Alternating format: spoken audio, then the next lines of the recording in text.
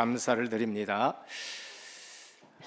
신앙 고백하겠습니다. 예수님은 그리스도 모든 문제 해결자입니다.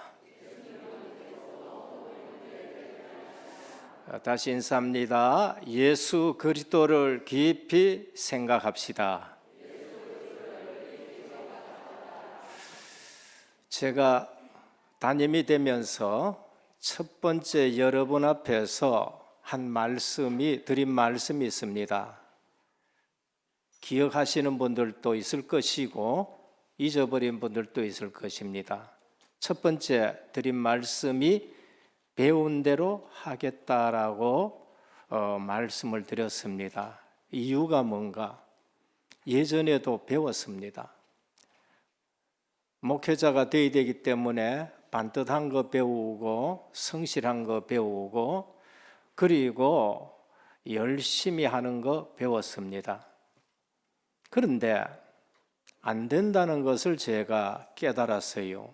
그리고 그래 하는데도 갈등은 여전히 있다는 것을 알게 되었습니다. 이유가 뭔가? 복음 중심이 아니고 전도 선교 중심이 아니라는 것을 알게 되었어요. 율법에 축을 둔 신앙이었고 지식에 그리고 내 성실과 내 반듯함의 기준을 뒀는 겁니다. 그러면 그리스도가 오셔가지고 십자가 지시고 부활하시고 성령을 보내실 이유가 전혀 없는 겁니다. 어느 날 복음 중심이어야 되고 전도 선교 중심이 된다는 것을 알게 되었습니다. 그때부터 갈등할 문제가 없는 건 아니에요. 근데 그게 문제가 안 됩니다. 우리는 복음 듣고 구원받았다, 얼마나 큰 축복 속에 있는가를 아셔야 돼요. 그래서 모든 시대 속에 하나님이 이루어 가시는 일을 봐야 합니다. 그게 전도와 관계 있습니다. 모든 시대에 하나님은 전도와 관련 있는 일들을 계속 이루어 가십니다. 왜? 시대마다 복음이 없어지기 때문에 그런 거예요. 노예 시대도 하나님은 전도와 관련 있는 일을 하십니다. 노예로 보내놓고도 전도와 관련 있는 일을 해가셔요. 포로 시대에도 하나님은 전도와 관련 있는 일을 이루어 가시고 속국 시대에도 전도와 관련 있는 일을 우리 주님은 이루어 가십니다. 못 깨달으면 또 전쟁으로, 못 깨달으면 전 세계로 흩어지는 일들을 이루어 가시면서도 하나님은 전도를 이루어 가셔요. 그리고 모든 일과 사건을 통해서 하나님이 이루시는 일이 있습니다. 사건을 통해서 하나님이 이루시고 일을 통해서 하나님이 이루시는 일이 있는데 그것이 선교 운동과 관련이 있습니다. 하나님은 이 지구와 역사를 복음, 전도, 선교 중심을 가지고 움직이십니다. 느부갓네살 세운 것도 그러면서 또 헬라 제국을 세운 것도 로마 제국을 세운 것도 전부 전도 선교 중심으로 그것이 이루어가요. 그게 안 보였을 뿐이지 그거를 못 봐서 세상 사람들이 다른 것 붙들고 추구해서 그렇지 이 사건 저 사건 속에서 하나님은 연약해 보이는데 그게 남은 자요. 흩어진 자 같이 보이는데 그것이 복음 때문에 흩어졌고 나그네 같이 보이는데 나그네가 아닌 것입니다.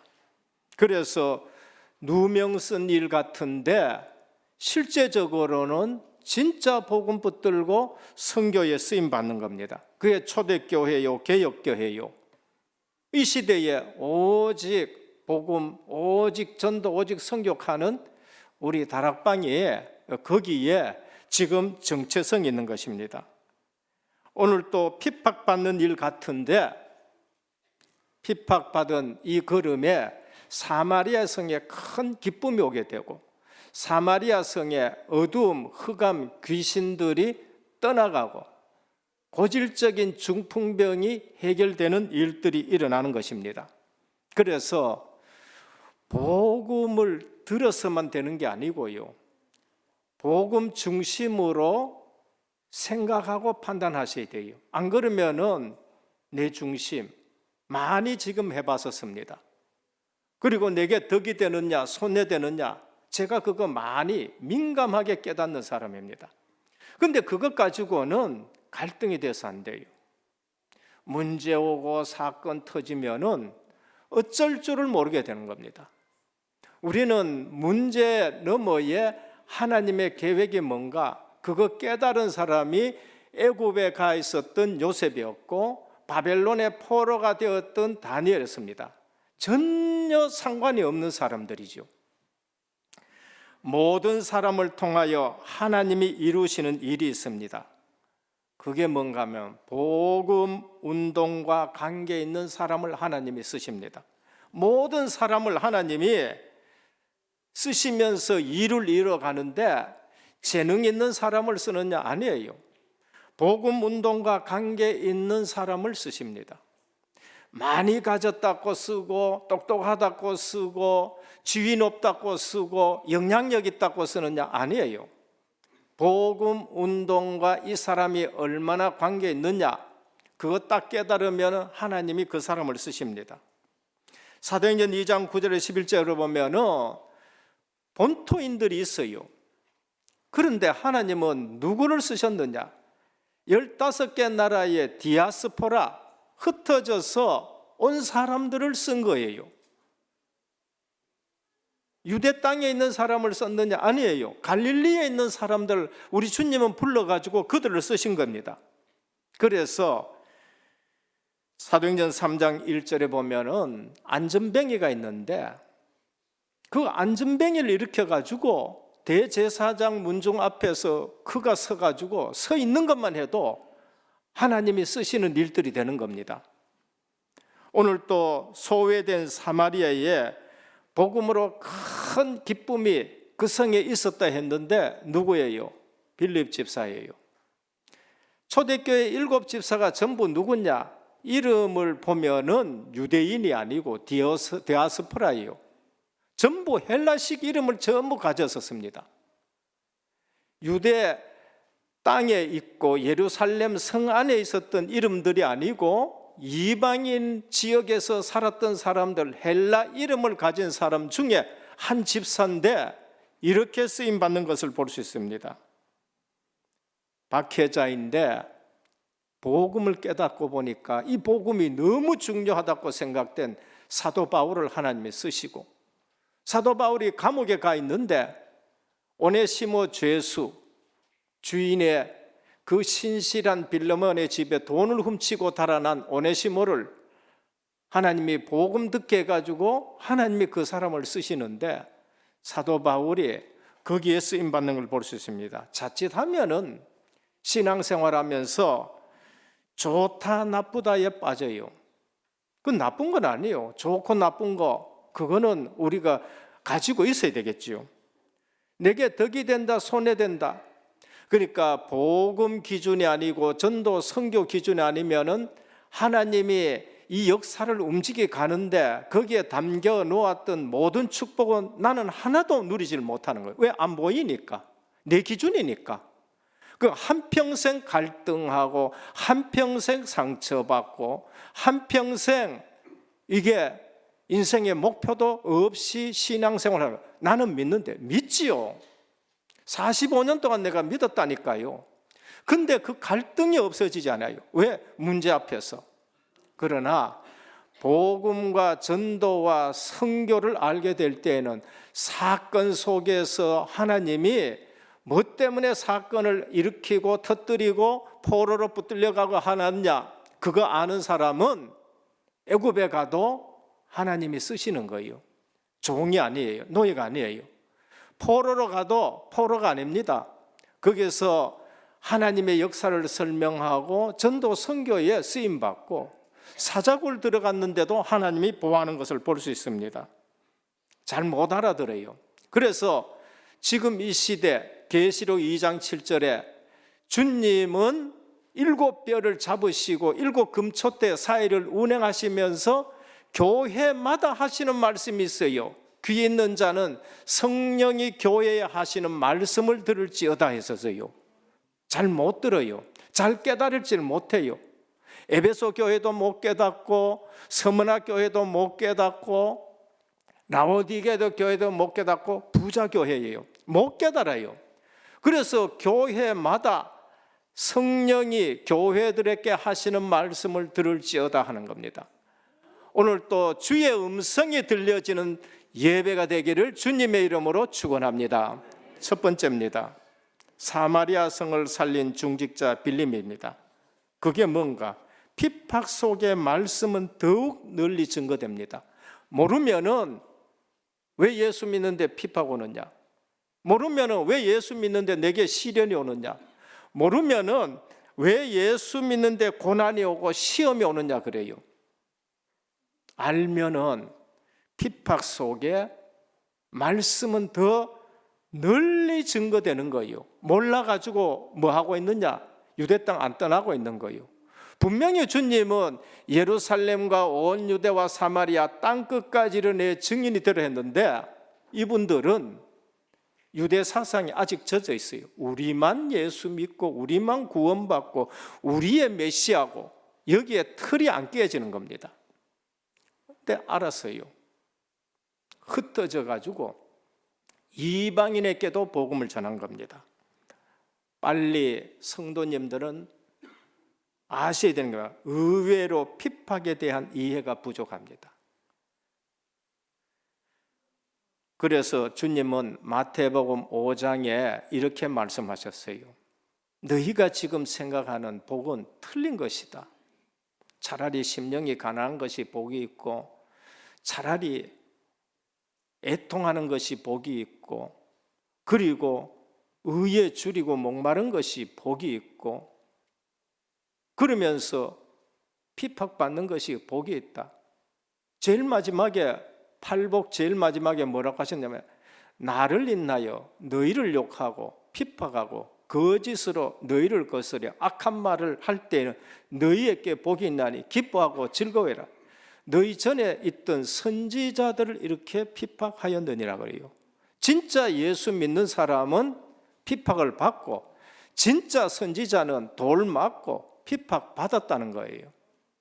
그래서 핍박에 대한 기준이 안 바뀌면은 진짜 복음 기준으로 전도 선교 기준으로 살아가지 않고 다른 기준으로 예수 믿고 그러니까 갈등이 오는 겁니다. 의외로 고난에 대한 이해가 부족합니다. 시편 119편 71절에 보면은 고난 당하는 것이 내게 유익이라 이로 인하여 내가 주의 율례를 배웠느니라 그래요.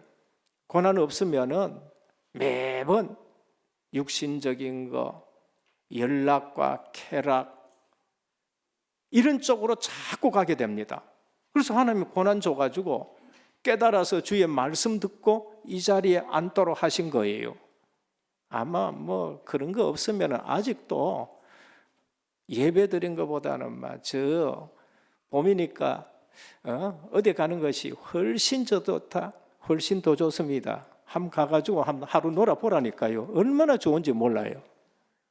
근데 그게 하루 이틀 3일 가면은 하나님의 백성이면 고난 옵니다. 우리는 고난 통해서 주의 율례를 배웠다는 겁니다. 34편 19절에 보면 의인은 고난이 많으니 여호와께서 그 모든 고난에서 건지시느니라. 바로 살라 그러면 고난에 있습니다. 근데 하나님이 반드시 건진다고 말씀하셨어요. 고난의 이유를 알아야 됩니다. 의로운 시험에 대한 이해가 의외로 시험에 대한 이해가 부족합니다. 야고보 1장 2절에 내 형제들아 너희가 여러 가지 시험을 만나거든 온전히 기쁘게 해라.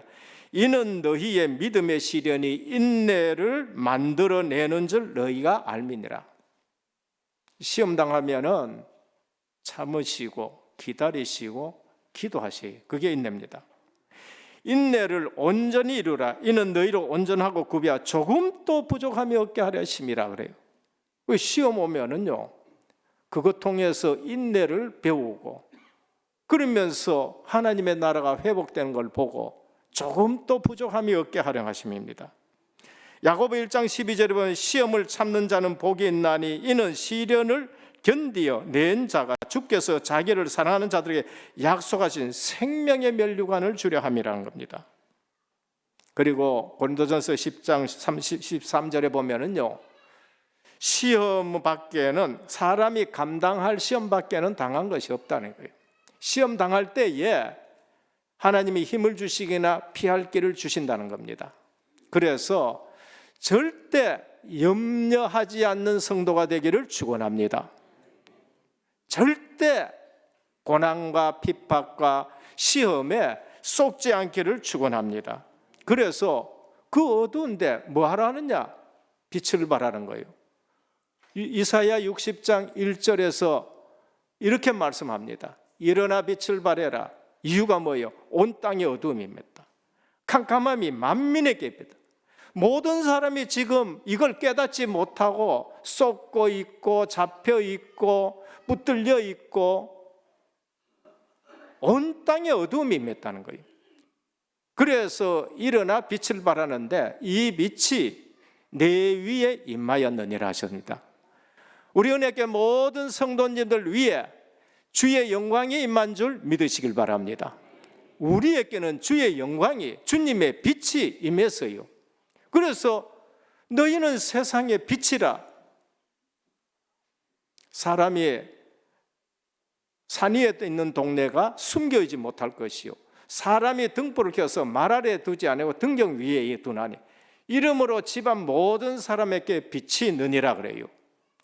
여러분 때문에 집안에 어두움이 떠나가기를 축원합니다. 그러자면 내가 안 속아야 돼요.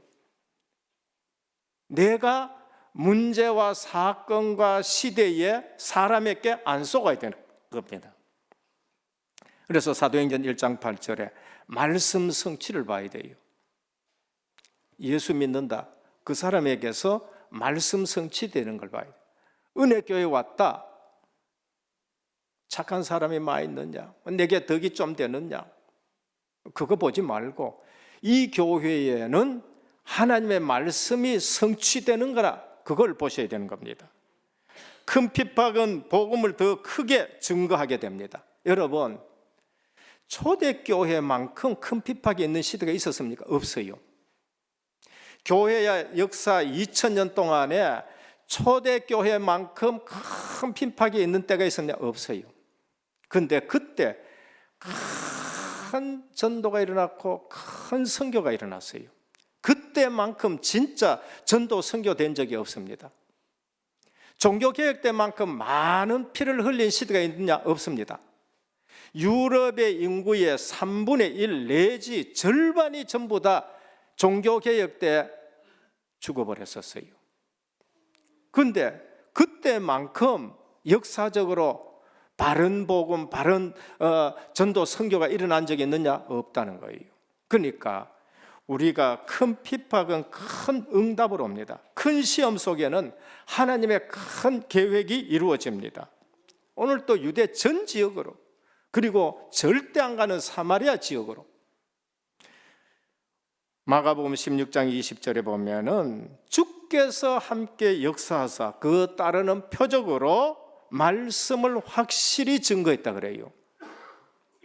그래서 우리가 핍박 시대에 말씀을 붙들면은 주께서 함께 역사하는 걸 보게 되고, 그러면서 따르는 표적으로 말씀을 확실히 증거됩니다. 핍박과 시험을 어떻게 이기느냐? 핍박 속에는 반드시 제자가 나와서 이기게 하는 겁니다. 딴 거 아니에요. 핍박이 있는 현장에는 어리버리한 성도는 절대 안 일어납니다. 오지도 않습니다. 초대교회에 복음 아닌 사람은 올 수도 없고 올 생각도 안 하고, 오히려 저 사람들은 어리석은 사람이다 꼭 그렇게 말할 거예요. 핍박 현장에는 누구만 나오느냐? 제자만 나오게 되는 겁니다. 그래서 그 시대를 이기게 하는 것입니다. 그러면 우리는 그리스도의 능력의 기도로 힘을 누려야 되는 겁니다. 전도자가 기도하면 하나님은 특별히 역사하시고, 전도자가 핍박받으면 하나님은 특별히 축복하시고, 전도자가 순교하면은 오는 여러 세대에 하나님이 증거를 주셔요. 한국에도 이 복음이 증거될 때에 선교사들이 순교했고 일찍 믿은 선조들이 순교해가지고 한국이라는 나라가 세계에 유례없는 기독교 국가라고 말할 정도가 된 거예요. 그냥 된 거 아니에요. 오늘 우리가 헌신하고 오늘 우리가 정말로 주님 앞에 봉사하고 그러면서 선교에 쓰임받고, 이것이 뭐냐? 여러 세대의 증거로 나타날 줄 믿습니다. 그렇습니다. 작은 거 했는데 여러 세대의 증거가 나타나는 거예요. 한국의 기독교는요, 세계 기독교 역사에 이런 일이 없다는 거예요. 어떻게 100년, 120년, 130년 됐는데 기독교 인구가 이 나라에 제일 많이 되었느냐? 그런 나라가 없어요. 2차 대전 이후에 원조 받은 나라 중에서 원조해 주는 나라는 대한민국밖에 없다는 거예요. 왜 그러냐? 복음이 들어와서 그런 거예요. 복음이. 둘째입니다. 전도 선교에는 나의 모든 편견을 깨뜨리셔야 됩니다. 사마리아인에게도 성령이 임했다. 유대인들의 입장에서는 사마리아인은 개 취급하는 수준이었습니다. 이유가 뭔가? 저 동네는 아수르 사람들이 세계 여러 나라의 남자들을 거기에 데려오고 북쪽 이스라엘 남자들은 전 세계에 다 팔아가지고 혼혈족이야. 그래서 유대인 입장에서는 상종 안 해야 될 사람이에요. 그게 요한복음 4장에 예수님이 원래는 저 북쪽 갈 때 사마리아 지역을 둘러가지고 가야 되는데 사마리아 지역으로 들어가가지고 물돌락하니까 당신이 유대인 남자인데 어떻게 내게 물돌락하느냐? 당신은 어떻게 우리하고 상종을 하느냐? 이래 되는 거예요. 그만큼 유대 땅하고 사마리아 지역은 별개의 지역입니다. 그래서 그들은 유대인들의 입장에서는 상종 안 해야 될 사람인데 빌립에 가가 복음을 전했어요. 유대인들은, 이방인들은 하나님 믿고 구원 못 받아야 될 사람으로 생각하고 우리의 메시아, 우리의 하나님, 민족적인 신으로 생각하는 거예요. 그래서 이방인한테 전도하는 거는 생각도 못 하는 겁니다. 지금 또 진짜 유대인들은요, 손님이 집에 왔는데도 밥을 같이 안 먹어요. 여러분, IQ는 아버지, EQ는 어머니 가는 책을 읽어보면 유대인들의 습관이 나옵니다. 우리나라 KBS 방송국인가 가서 유대인들 삶을 취재하러 갔는데 점심때 내가 밥을 차려줬어요. 근데 식사 같이 하는 줄 알았는데 이 집 주인이 진짜 랍비고 유대인이야. 밥을 같이 안 먹어요. 당신들만 먹으라는 거예요. 당신들만. 공화계가 줄 서도요, 옆에 딱 서지. 우리하고 줄 같이 안 선다니까요. 우리 인간 취급을 안 하는 거예요. 이처럼 전도 선교에 편견을 가지고 있는데 하나님이 그걸 전부 다 깨뜨리는 겁니다. 그래서 사도 바울이 어느 날 알았습니다. 로마서 3장 22절에 유대인이나 헬라인이나 차별이 없으니라. 복음 깨닫고 나니까 우리가 얼마나 잘못한지 모른다는 거예요. 믿는 자에게 미치는 하나님의 은이 차별이 없느니라. 하나님이 우리를 의롭다는 데는 유대인이라서 의롭다는 것이 아니라 그리스도 안에라 들어와야 의롭다 되어지는 거예요. 우리는 늦게 믿었지만은 그러나 그리스도 안에 있으면은 차별이 없다라고 말씀하는 거예요. 그래서 구원 설명하는 데는 차별이 있으면 안 돼요. 영혼의 무게는 다 똑같고 구원은 모두가 은혜로 받게 되는 것입니다. 그래서 예수님이 포도원 비유 가지고 9시에 온 사람이나 12시에 오는 일꾼이나 그 다음에 저녁 5시에 오는 일꾼이나 똑같이 한 데나리온을 주게 되는 겁니다. 그거는 열심히 일해도 보상은 똑같다 그건 아니고 구원에는 차별이 없다는 걸 말해요. 그래서 우리는 전도하고 선교하는데 모든 편견 내려놓기를 축원합니다. 우리는 전도 선교하는 데는 편견 가지면 안 돼요. 복음을 받아들인 사람들은 모두 같은 형제가 되는 것이고 자매가 되는 것으로 여겨져야 됩니다. 그래서 복음 안에는 반드시 하나 되는데 에베소 4장 15절 그리스도가 머리요 우리 모든 성도는 지체다라는 것을 말씀합니다. 고린도전서 12장 12절에 몸은 하나인데 많은 지체가 있고 몸의 지체가 많으나 한 몸인과 같이 그리스도도 그러하니라. 우리가 유대인이나 헬라인이나 종이나 자유인이나 다 한 성령으로 세례를 받아 한 몸이 되었고 또 다 한 성령을 마시게 하였느니라 했습니다. 그래서 그리스도 안에서는 차별이 있을 수 없고 전도 선교에는 우리의 편견이 다 깨져야 됩니다. 우리 교단이다 아니다 그것도 넘어서야 돼요. 그리스도 안에 통일되게 하려 하심이라 에베소 1장 10절입니다. 그래서 예수 이름으로 하나 되시기를 축원합니다. 예수 이름으로 이름 앞에 모든 무릎이 무릎 꿇게 되는 일들에 우리의 모든 것이 쓰여져야 됩니다. 그런데 동기를 가지고 신앙생활하면은 이상하게 안 맞습니다. 시간 지나갈수록 안 맞아요. 그게 누구요? 시몬이란 사람입니다. 오늘 시몬이란 사람이 빌립의 복음을 듣고 병 낫는 것 보고 그리고 베드로가 내려와 가지고 또 하나님의 역사를 일으키는 거 보고 놀라 가지고 예수 믿는 거예요. 예수 믿을 때에 병 나서도 예수 믿을 수도 있고 돈 때문에 경제 때문에 예수 믿을 수도 있고 집안의 우환 때문에 예수 믿을 수 있고 그거는 처음에 하나님이 예수 믿도록 하는 그 일의 하나의 방편이지 그것 때문에 예수 믿으면 안 돼요.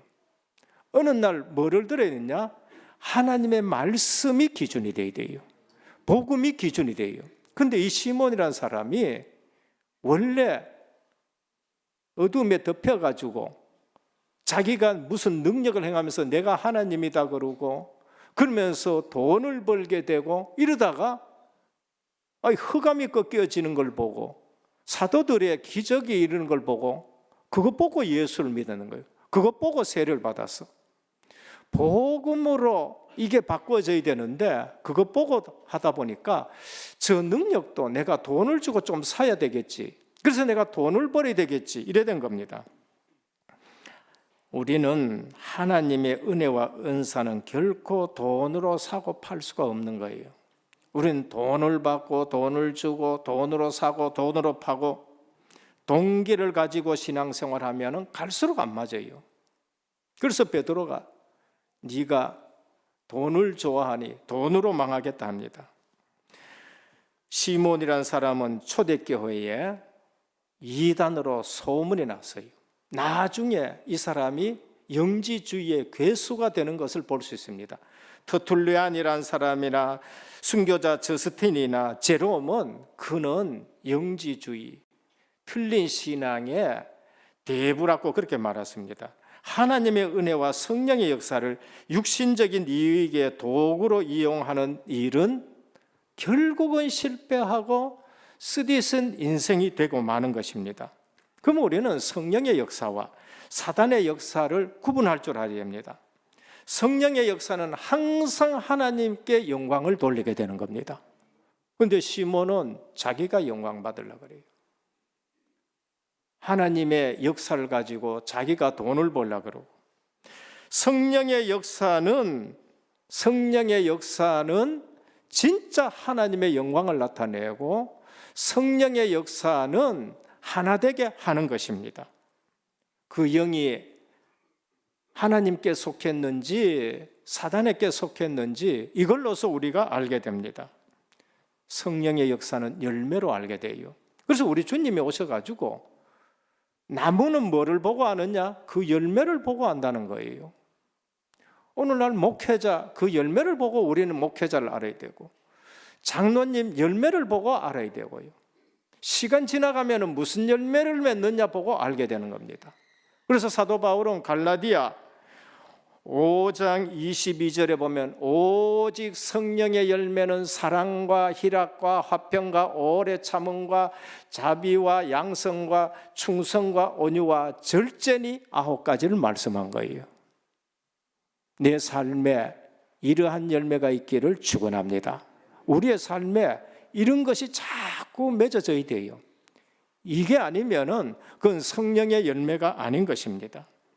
핍박 속에서도 사마리아 전도한 빌립, 대표적인 중직자, 모델적인 중직자인 겁니다. 마지막 3번째입니다.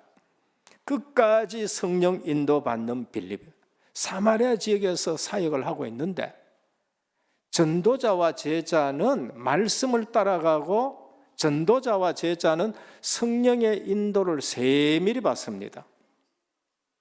내 생각이 아닌데도 하나님이 가락하면 가는 거예요. 오늘 사마리아 지역에 있는데 주의 사자가 나타나고 주의 성령이 말씀하시기를 어디로 가라느냐? 광야로 가라는 거예요. 아니, 여기서 사역했는데 무슨 또 광야냐? 광야가 무슨 전도를 하느냐? 우리는 체질이 많이 됐겠지요. 교회를 절벽 위에 세워놔도 우리는 전부 온다는 거예요. 광야로 가는 겁니다. 오늘 26절에 보면 성령이 빌립더러 이르시되 어디로 끌고 가냐? 광야로 끌고 가요. 성령이 인도하면은요, 가면은 정확하게 복음 들을 사람이 있으면 누가 있어요? 에티오피아 넷이 있습니다. 근데 성경 읽는 게 기가 막힌 곳이에요. 그게 이사야 53장입니다. 그가 찔림은 우리의 허물 인남이요 그가 상함은 우리의 죄악을 인남이라. 그가 징계를 받음으로 우리가 평화를 누리고 그가 채찍에 맞음으로 우리가 나음을 입었도다. 우린 다 양같이 자기 때로 행하지만은 하나님께서 우리의 죄악을 그에게 담당시켜 예배를 드리고 오는데 아직도 답이 안 났어요. 도대체 빌립이 다가서 읽는 것을 깨닫느냐 하니까 가르쳐주는 사람이 없는데 못 깨닫는 거예요. 이 말씀이 선지자 자신을 말하는 것인지 다른 사람을 말하는 것인지 못 깨닫겠다는 거예요. 그때 빌립이 다 차려놓은 상이에요. 정확하게 예수 그리스도 말해야 될 시간표가 왔고 예수 그리스도에 대해서 예언된 말씀을 읽는 거예요. 이거 이사야가 700년, 그리스도 오시기 전에 700년 전에 이사야가 쓴 글인데 이것이 오늘 이루어졌다. 그리스도가 오셨는데 이대로 지금 십자가 지시고 우리 죄를 대속하시고 부활하셨다. 그럼 성령의 인도받으면은요, 이처럼 정확하게 하나님이 예배하신 걸 볼 수 있습니다. 우리의 생애에 이렇게 성령 인도받기를 축원합니다. 내 삶이 성령의 인도를 받아요. 돈의 인도를 받고 지위의 인도를 받고 출세의 인도 받지 말고, 그게 필요 없다는 말이 아니에요. 예수 믿는 사람들 중에 국회의원도 있어야 되고 예수 믿는 사람 중에도 청와대에 가 있어야 되고 예수 믿는 사람 중에도 사장도 있어야 되겠지만은 그게 목적이 아니에요. 성령의 인도받으니까 현장에 정확하게 광야에 갔는데도 복음 들을 사람을 하나님이 준비하는 걸 볼 수 있습니다. 39절에 보면 주의 영이 빌립을 이끌어 간지라.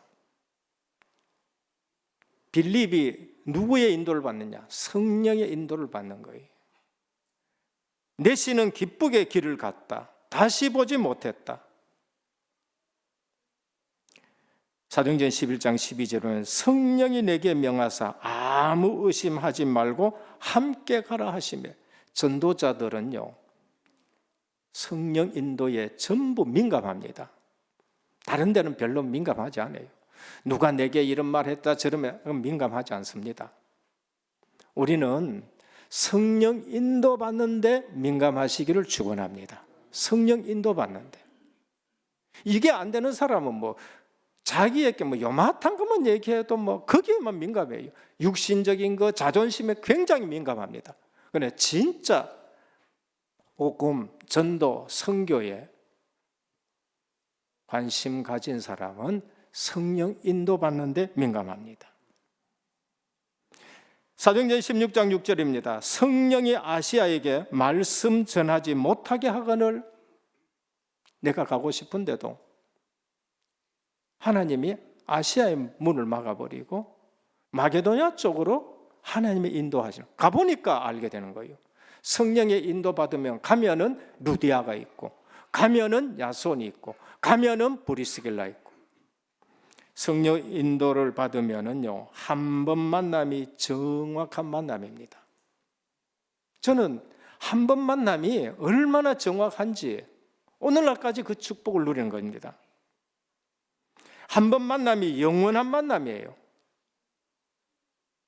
잊혀지지 않는 만남이 되는 것입니다. 그리고 한 번 만남이 영원한 해답되는 만남인 겁니다. 평생 두고두고 응답되어집니다. 결론입니다. 오늘 우리는 육신적인 눈에 절대 속지 않기를 축원합니다. 그래서 시대에 속지 말고, 사건에 속지 말고, 사람에게 속지 말고, 진짜로 복음 때문에 하나님이 나를 남겨뒀구나. 복음 때문에 하나님이 나를 남겨뒀구나. 복음 때문에 나로 흩어지게 하고, 복음 때문에 우리가 순례자의 길을 걸어가야 되고, 복음 때문에 간이 빛이 비치니까 어둠이 물러가는 정복자의 걸음을 걷게 하시는구나라는 걸 보셔야 됩니다. 그래서 구원 사역에 필요한 모든 거 하나님이 준비 다 했다는 걸 봐야 돼요. 광야에 가서 예수 믿는데, 세례 베푸는데 광야에 무슨 물이 있습니까? 사막에 무슨 물이 있어요? 근데 그 시간표에 그때 세례 받을 때에 에디오피아 내시가 여기 물이 있네, 내가 세례 받는데 뭐가 지금 부족하냐? 희한하지요. 우리 은혜교회가 전도 선교하려고 하는데 하나님이요, 모든 거 다 준비하신 것을 볼 수 있는 겁니다. 그걸 보셔야 돼요. 이번엔 이웃교회에서까지 우리 브라질 선교하는데 우리 같이 헌금하자 하면서 이웃교회에서, 가난한 교회예요, 400만을 보내가지고 같이, 그리고 우리 선교대에 우리 같이 참석하자. 하나님은요, 우리가 구원 사역에 하나님이 하신 일 보면은 정확하게 하나님 모든 것 준비하신 걸 볼 수 있습니다. 둘째, 그러면 우리는 말씀 포럼 시간을 가지길 바랍니다. 교회 왔다, 말씀 포럼을 하셔야 돼요. 그래서 불신앙이 꺾여지고, 그래서 교육기관마다 말씀 포럼하는 시간을 가져야 돼요. 그리고 말씀 포럼 팀이 구성되어야 됩니다. 혼자 하려고 하면 잘 안 되면 말씀 포럼 팀을 구성하고 거기에서 계속 말씀 포럼 해가지고, 그래서 내가 못 깨달은 것도 깨닫고, 저도 집회 가가지고 이렇게 듣다 보면 내가 은혜 받은 거 딱 적어놔. 근데 같이 포럼 하다 보면 나는 못 깨달은 거 저서분이 깨닫고 그 은혜 받은 걸 얘기해요. 이런 것이 중요한 거예요. 그래서 교육기관이라든지 지교회라든지 또 처음 오신 분들 때문에 말씀 포럼 시간을 가지셔야 돼요. 그래서 곳곳에 불신앙 무너지기를 축원합니다. 그래서 곳곳에 가정의 불신앙도 무너지고 교회도 불신앙이 무너지고, 하나님이 우리 교회에 주시는 축복이 얼마나 큽니까? 저는 성교의 축복을 하나님이 우리 교회에 주셨다 믿어요. 모든 성도님들 성교의 축복받으기를 축원합니다.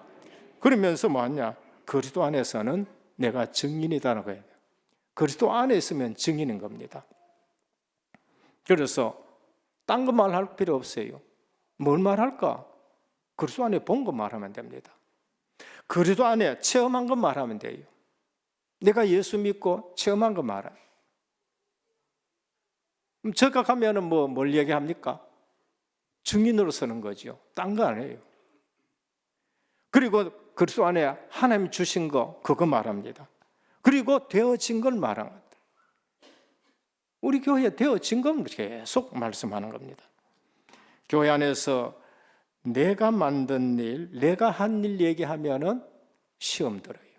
그 언제든지 한계 옵니다. 하나님이 하신 일, 하나님이 주신 것, 하나님의 역사를 말하는 것이 증인인 것입니다. 오늘 또 빌립이 사람들의 편견을 깨고 사마리아 성 갔는데 사마리아 성을 살렸습니다. 오늘 우리의 걸음걸음이 살리는 걸음 되기를 주 예수 그리스도 이름으로 축원합니다. 주님 감사합니다. 오늘 또 우리는 복음 전도 선교 기준이 아니면은 시대 보면서 썼고 사건 보면서 썼고 사람 보면서 썩는데, 복음 전도 선교를 가지고 보면은 우리의 모든 편견이 있다는 것을 알고 이 모든 것이 다 깨어지게 해 주옵시고, 때로는 흩어진 자 같지만은 남은 자로 살아가고 순례자로 살아가고 정복자로 살아가는 복된 생애가 되게 하옵소서. 예수 그리스도 이름으로 간절히 기도드립니다. 아멘.